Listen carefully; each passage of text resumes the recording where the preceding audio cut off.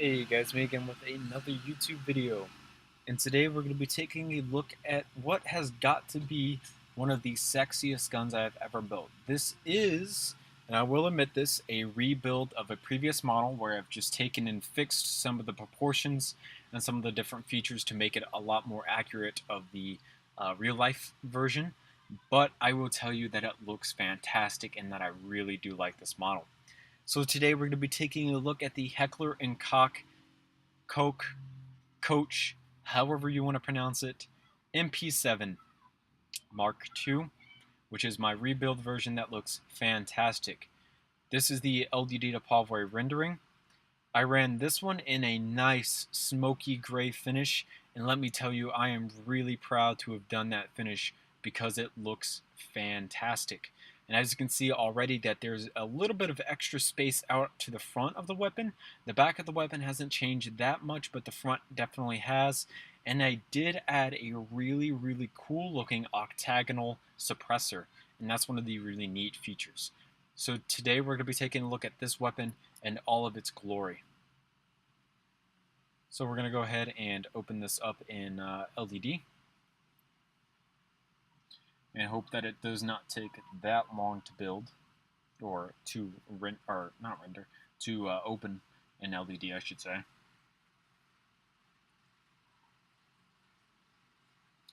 While we wait, I want to ask how was your day? My day was decently good, so I would like to also ask upon you guys what your day was like. And of course, the model opened. So today we're taking a look at this. And what's really nice about this model is that it's a lot more accurate to the real MP7, aside from a few things that I wanted to personally change. But other than that, I really do like this model.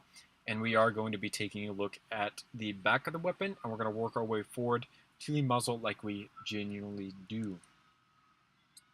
So, in the back, we have our stock. Now then, this is a pretty basic stock. There's no working features or anything on this. You simply pull the pin here, grab the stock, pull it out, push the pin back in, and then place the stock where you want it. So that's about how long the stock is, and as you can see, that is a super long stock pull. That's longer than most MP7s, and it's probably longer than the real life MP7, but I liked it to be super long because this weapon does get really small, and sometimes you want to be able to hold it nice and long instead. Anyhow, pull the pin back out, slide the stock back into place, and then close it.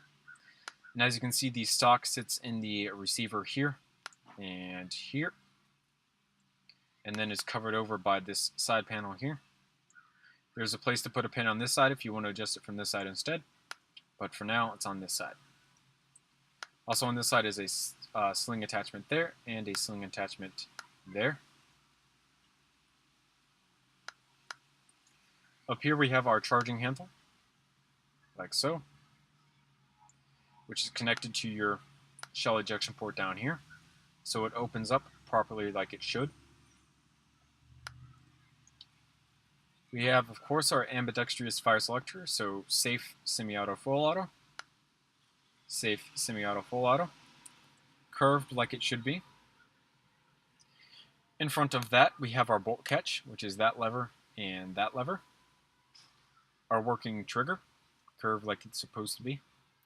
Our trigger guard. Our pistol grip here. Infamous straight up and down, kind of like the Uzi, micro Uzi, mini Uzi, Mac 11, Mac 10s, things like that. And then the famous curved magazine, which looks like this, and has a simulated bullet up at the top of it. No magazine release, unfortunately.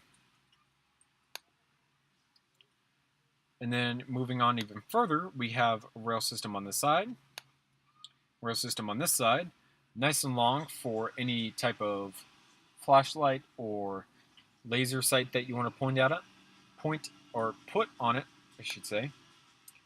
I forewent the folding grip for something more traditional and just went with the bottom rail.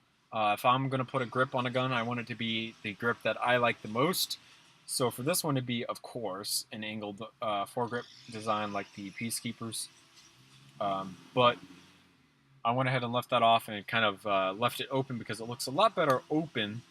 But if I was using this weapon in reality, I would be putting a angled foregrip on it that looks like the Peacekeepers.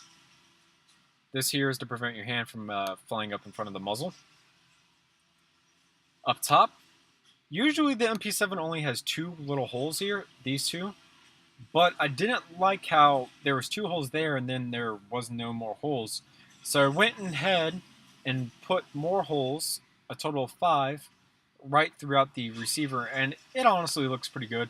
It doesn't detract from the look, it only adds, so I went ahead and kept it. There's a rail system up here, which is pretty normal. But instead of using...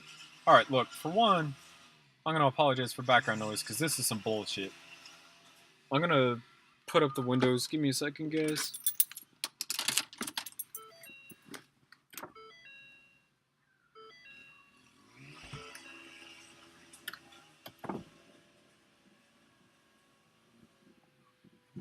There we go. It shouldn't be as loud as it was before, so we should be fine. So these iron sights are the normal iron sights that I've used in the advanced warfare guns and things like that, except these are a little bit skinnier so that when they're folded down, you get these bright blue pistol sights. And then when you flip it up,